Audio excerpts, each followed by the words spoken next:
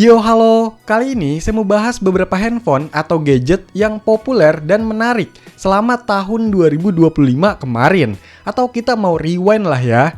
Di sini ada beberapa kategori konten yang menurut saya cukup berkesan.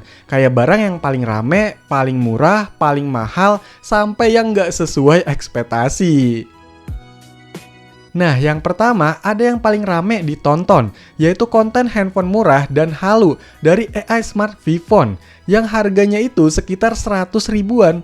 Tapi walaupun murah, secara desainnya lumayan lah, mirip kayak handphone Poco. Tapi kalau sekarang ini malah jadi kayak iPhone ya. Terus handphone ini tuh isi boxnya lumayan lengkap, fiturnya ada fingerprint scanner yang ternyata beneran bisa dipakai, handphonenya masih bisa diinstal beberapa aplikasi, dan untuk sinyalnya pun masih aman. Video handphone ini tuh tayang di tanggal 3 Februari dan mendapat jumlah penonton sekitar 519 ribuan. Nah, kalau tadi yang paling rame, ini yang paling sepi. Ada konten tentang CCTV yang canggih-canggih. Memang itu pertama kalinya ya saya bahas CCTV. Karena penasaran aja gitu sama teknologi CCTV yang makin canggih dan kekinian.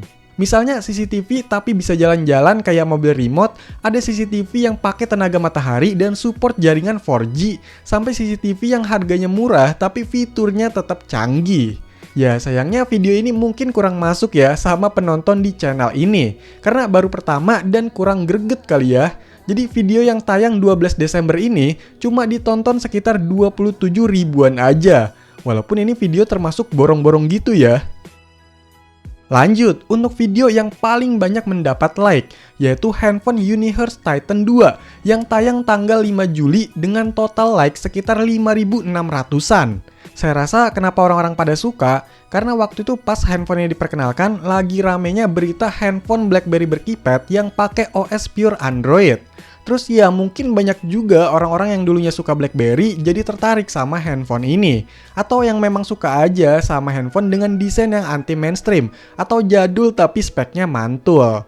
Cuma malesinnya, nih handphone nggak masuk resmi ke Indonesia, bahkan susah dapetinnya. Dan handphone ini juga udah saya jual ya, dengan harga yang lumayan sih, karena lagi BU juga ya saya waktu itu.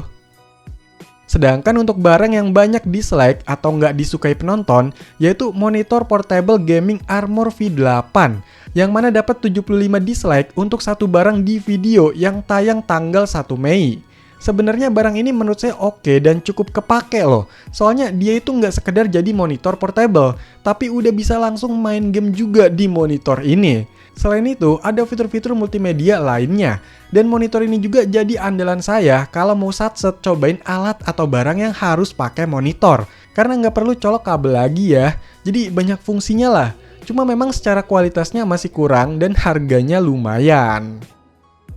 Selanjutnya ada barang inceran yang akhirnya di tahun 2025 terwujud juga buat cobain, yaitu Palm Pre Plus yang tayang di tanggal 30 Januari.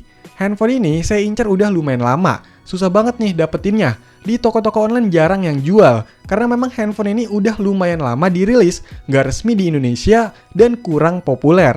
Tapi saya penasaran sama teknologi dan inovasi di handphone ini, yang menurut saya terlalu canggih di zamannya. Karena banyak hal-hal di smartphone zaman sekarang yang ternyata terinspirasi dari handphone ini. Tapi sayangnya unit yang saya dapet ini bermasalah ya. Terus ada barang yang paling kepake, bahkan bikin candu, yaitu MacBook yang tayang di tanggal 27 April. Jadi yang saya bahas ini MacBook Air M1, yang mana harganya udah turun banget, jadi lumayan terjangkau. Tapi secara performa, daya tahan baterai, fitur, desain ini masih cakep lah. Untuk kenyamanannya pun dapet. Buat aktivitas kerjaan saya udah kerasa enak. Bener-bener portable-nya tuh kerasa lah. Bahkan bikin saya berpaling dari OS jendela. Terus ada juga nih barang yang jadi favorit saya, walaupun kayaknya kurang diminati penonton, yaitu Nokia 8110 4G. Jadi walaupun video yang tayang 17 Maret ini cuma dapat 70 ribuan penonton, tapi saya suka banget sama handphone ini. Karena dari segi modelnya yang unik, mirip pisang, terus sistem operasinya pakai KaiOS, teknologinya yang udah agak modern walaupun feature phone, terus bisa dioprak-oprek, jadi seri ribbon merek legend Nokia, dan tentunya saya dapat harga yang murah walaupun ini handphone cukup langka. Nah, ngomongin harga, ada juga nih barang yang paling mahal di 2025, yaitu PC gaming handheld MSI Cloud 8 AI Plus, yang harganya sekitar 14 jutaan ya waktu itu. Tapi walaupun mahal, memang ada harga ada rupa. Secara kualitasnya saya suka, speknya emang tinggi, dan performanya pun mantep lah. Buat main game-game AAA ini masih bisa, dan kadang saya pakai juga ya buat menunjang pekerjaan yang cukup berat. Untungnya video yang tayang 12 Maret ini nggak sepi-sepi banget sih, walaupun bukan yang paling rame ya. Terus untuk barang yang paling murah, ada sebuah artefak gadget 20 tahun lalu, yaitu Electronic Organizer dari Sharp. Untuk harganya itu cuma 50 ribuan, tapi bikin penasaran. Soalnya untuk kondisi barangnya itu masih baru, terus kelihatannya canggih gitu, dan saya juga belum pernah cobain barang sejenis. Cuma ya namanya barang lama, ada aja sih kurangnya. Tapi walaupun begitu, video yang tayang 14 Januari ini yang nonton sekitar 117 ribuan loh. Nah, untuk kategori video atau barang selanjutnya, silahkan kalian tentukan sendiri ya, mana yang paling menarik atau yang paling kalian suka. Tulis di kolom komentar ya. Oke, jadi itulah beberapa barang yang udah dibahas channel RDev di tahun 2025 kemarin. Jujur aja, di tahun 2025 ini ada beberapa target barang yang belum kesampaian untuk dicoba. Entah karena belum dapat barangnya atau belum sempet dibikin kontennya. Karena memang kebetulan di tahun kemarin lagi cukup padat sama kegiatan yang lain. Semoga kedepannya bisa lebih maksimal ya, bisa nyobain barang-barang unik, legend, dan menarik lainnya, terus bisa lebih baik lagi. Dan nantikan keseruan lainnya di tahun 2026. Makasih ya udah dukung channel RDev selama ini. Buat yang mau kasih masukan atau saran, bisa tulis di komentar ya. Sekian video ini, silahkan dikomentarin, like, share, dan subscribe channel ini.